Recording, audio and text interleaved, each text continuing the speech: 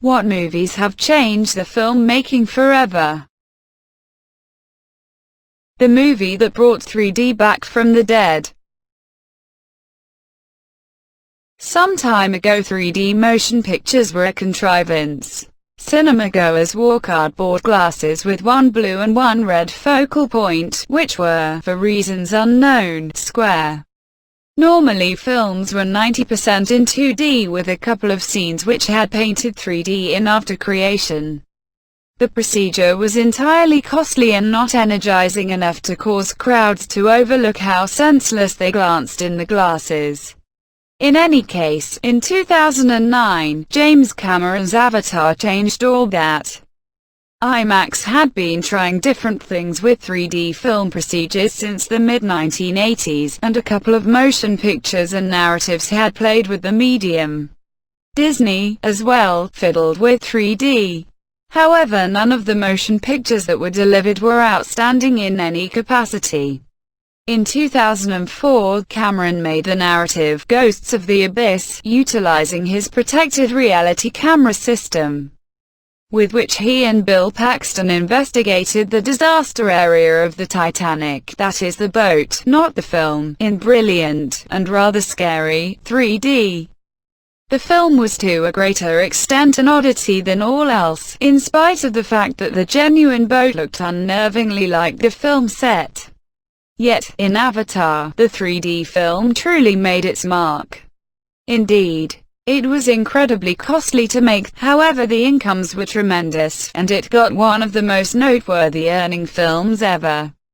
The account of Small-Time's difficulty about whether to enable his boss to loot a planet brimming with blue individuals who live in concordance with nature, or whether to get away from the shackles of oppression and his wheelchair and be free, appeared to hit home for crowds.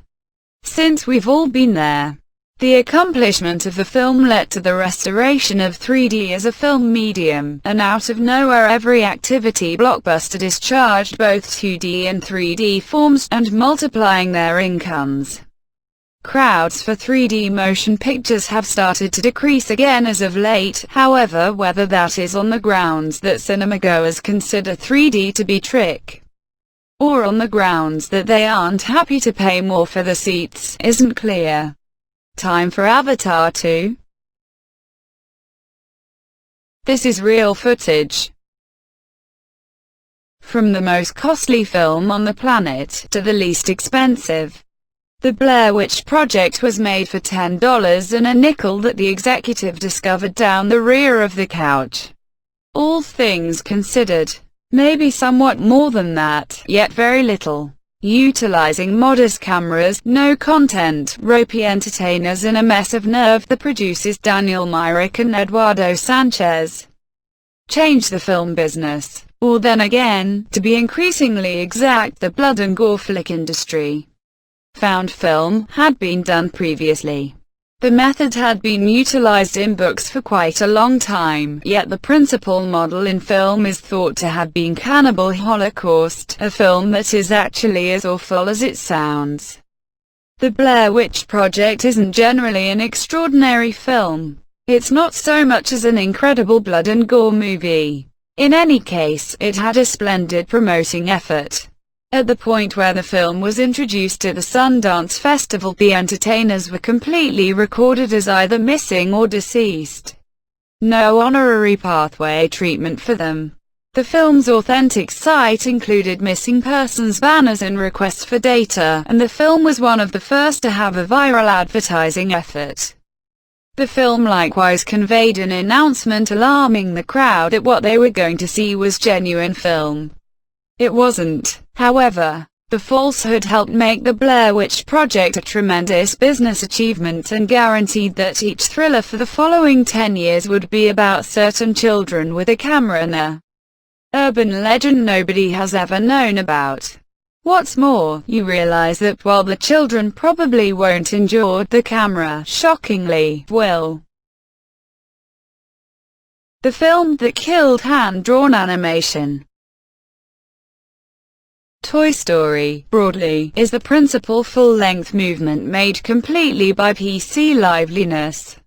Also, it was an incredible film, made by a little, free organization named Pixar in 1995. The film was inventive, shrewd and amusing, and has gotten a standout amongst other adored activities. Time, which is flawless. It likewise spelled the start of the end for conventional activity. Disney, who had made a decent attempt to place a spoke in Pixar's wheel during creation, in the end came round to the advantages of PC activity, and in spite of the fact that they made a decent attempt to stay with the old ways, the last hand enlivened film was Winnie the Pooh in 2011. Even before then, the liveliness procedure had been fusing increasingly more PC innovation with each Disney film since 1990, utilizing Disney's computer-animated production system somewhat. Does it make a difference?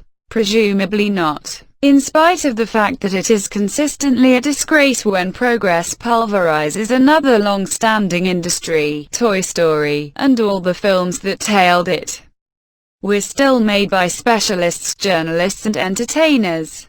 Toy Story didn't drive its way into a large number of hearts due to its PC wizardry.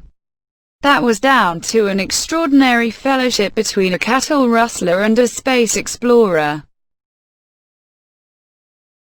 The footnote.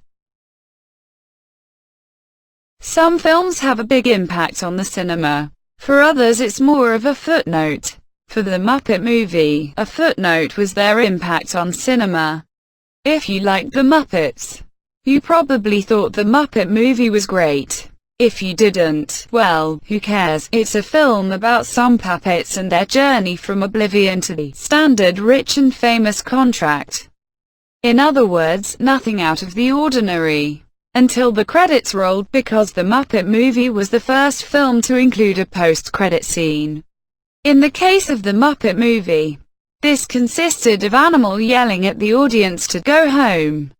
It spawned a trend in films with extra scenes after the credits have finished rolling that are completely independent of the movie, but which either tease the next installment in a franchise, or add a humorous end scene for those in the know, who sit in the cinema, ignoring staff with bin bags waiting to clean the theater before the next showing.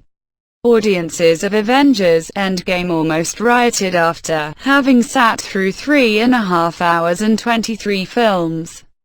Sat through the long credits only to discover that on this film only, that there was no post-credit scene. Just an annoying little noise. Thanks for nothing. Call that a costume. Master of the Rings gave us a great deal of things. It gave us hobbits, a mythical people and diminutive people, and it instructed us that they are not in any manner something very similar. Who knew? It gave us an entirely different point of view toward New Zealand. It gave us numbers, with each film being 3 hours or more.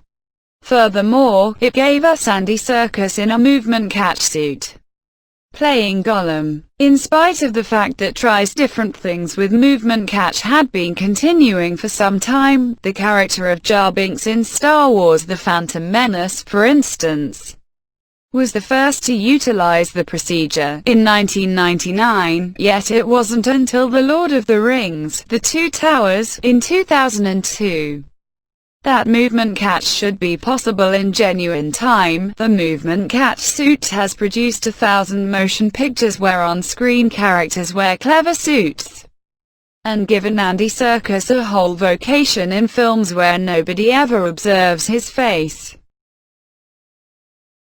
Thank you for watching. Don't forget to subscribe if you liked the video.